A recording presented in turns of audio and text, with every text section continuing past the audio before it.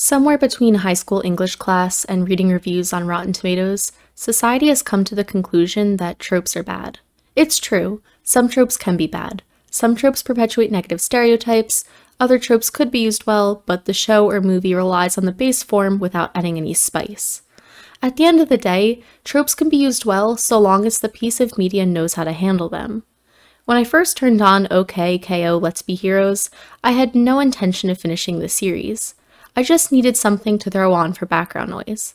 It's a predominantly episodic and lighthearted show, and as I'm a victim to the current mindset that a cartoon needs to be an epic tale to be worthy of my time, I was shocked by how much I enjoyed the simplicity of it. I think what first stood out to me was the art style. It looks as if it was sketched out with crayon. There's actually a pretty neat story behind that. The animators penciled each frame with a light table and then colored them digitally beneath the line work. The series creator, Ian Jones-Quartey, wanted to make sure the audience remembers these are drawings. This both makes the audience recognize the detailed animation, but it also reminds us that these characters, while relatable and fun, are not real people.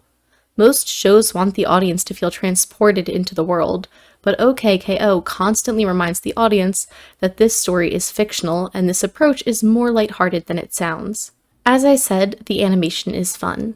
The colors, style, and character designs are silly, which is exactly what this series is trying to sell. We're thrown into it and assume everything happening is normal for this universe. Characters look different, are from different planets, and the audience is just meant to accept it.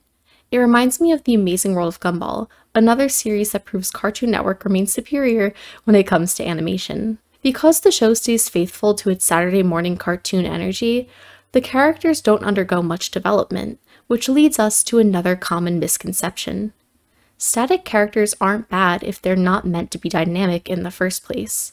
Sure, the main characters have growth here and there, but it's not going to be the same dramatic change that characters undergo in overarching shows like She-Ra and the Princesses of Power. K.O. is the typical Cartoon Network protagonist, a good kid with a heroic heart.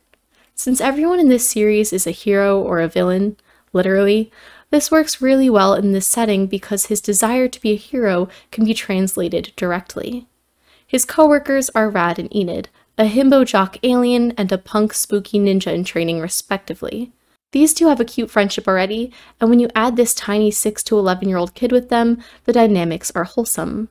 Then there's K.O.'s mom Carol, who was a famous hero when she was younger and now runs a dojo, and Gar, who is on Carol's team and runs the bodega that K.O., Rad, and Enid work at.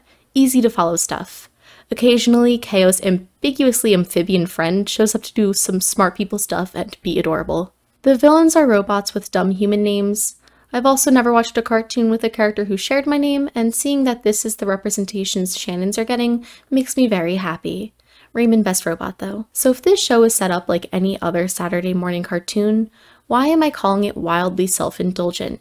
Which, to clarify, is a great thing. My guess is that the writers made 1 or 2 jokes breaking the fourth wall, realized they had a knack for it, and that it fit the tone of the show, and decided that breaking the fourth wall would be their thing. I thought we were gonna draw it out more, tormented for at least another season! I.e., the show is chock full of self-acknowledged tropes and references without distracting from the original story presented.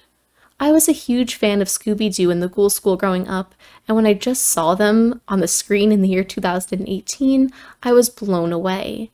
This is a 30-year-old reference to a one-off special, and the show still manages to make it work. They make references to other Cartoon Network shows, and it's fun instead of tacky. I also loved this little bit here. Finally, this crossover's over. Wait a minute! Zinthos! Phew, close call. I never watched Yu-Gi-Oh! Past a few episodes as a kid, and even I was dying at the Shadow Realm, which is an obvious play at the Shadow Realm from the dub. The style for the characters in this episode had me doubling over. Whenever OK K.O. pokes fun at something, it's obvious that the team working on the show is doing it in good spirit, and clearly have warm feelings towards whatever they're parodying. Despite who I am as a person, I went through a corn phase in high school, so when I kept thinking, wow, Succulentist sounds like he's referencing corn lyrics, I was amazed to find that this succulent villain was in fact voiced by Jonathan Davis. A bloom cactus bloom in the plaza, a bloom cactus bloom in the plaza. At one point, K.O. and Dendy are mimicking the classic dynamic between Dexter and Dee Dee from Dexter's Lab. There's a Kingdom Hearts reference. Sonic the Hedgehog is just in this universe for some reason. Is that Captain Planet? We passed Self-Indulgent a few references ago, and just like Teen Titans Go, it feels like the creators are making episodes around one-off jokes that both make sense for the people in on the reference and those who don't know the reference at all. No, I'm Ben 10! Listen. The reason these over-the-top homages and references work is that the show tells it like it is. It's so direct about being a show that I can't even call it the suspension of disbelief because we aren't meant to believe it's realistic. In fact, my favorite episode talked about just that. Season 2, Episode 7, Your World is an Illusion, had me more than a little fucked up. In this episode, K.O. learns that he and the world around him aren't real. There was no gotcha moment that showed this was only a nod to the audience and K.O. is actually real in his world. In the end, K.O. just makes peace with everything he loves being an illusion. Between still frames, props, and no tangible violence, K.O. is recognizing the makings of a cartoon that any audience is familiar with. It's actually upsetting to watch as this 6 to 11-year-old kid can't even hug his mom because he's a dimension away from her.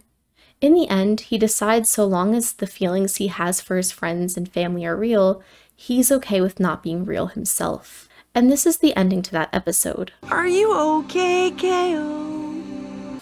The theme song?